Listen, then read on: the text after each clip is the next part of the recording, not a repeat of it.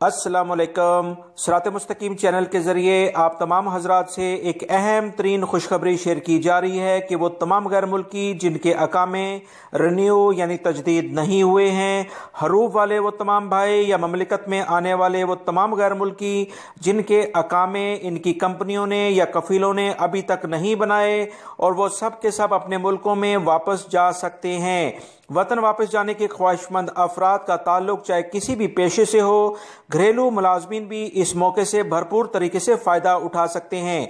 दोस्तों, इस न्यूज़ की मैं मज़ीद तफसीलात आपसे शेयर करता हूँ। अगर आप मेरे चैनल पर नए व्यूवर हैं तो प्लीज़ मेरा चैनल जल्दी से सब्सक्राइब करने के साथ बेल बटन लाजमी प्रेस कर लें ताकि मेरी तमाम वीडियोस फ़ौरन आपको मिलती रहें।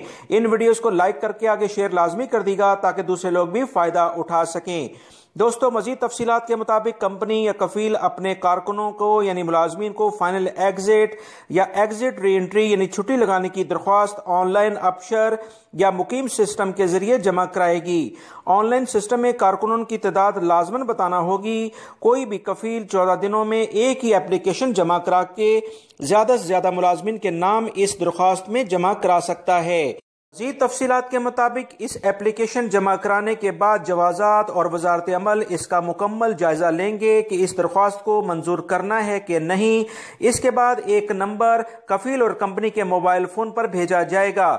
इसके बाद कारकुन के सफर और टिकट की बुकिंग की मुकम्मल तफसीलात कफील या कंपनी को दे दी जाएंगी।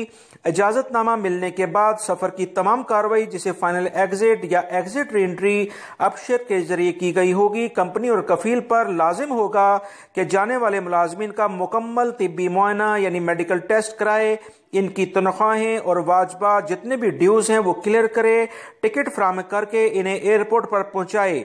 अगर कोई भी कंपनी या कफील कारकुन की वतन वापसी जाने में रुकावट पैदा करती है तो ऐसे तमाम मुलाजमीन को बराह रास्त अपनी दरख्वास्तें जमा कराने का मुकम्मल हक दे दिया गया है।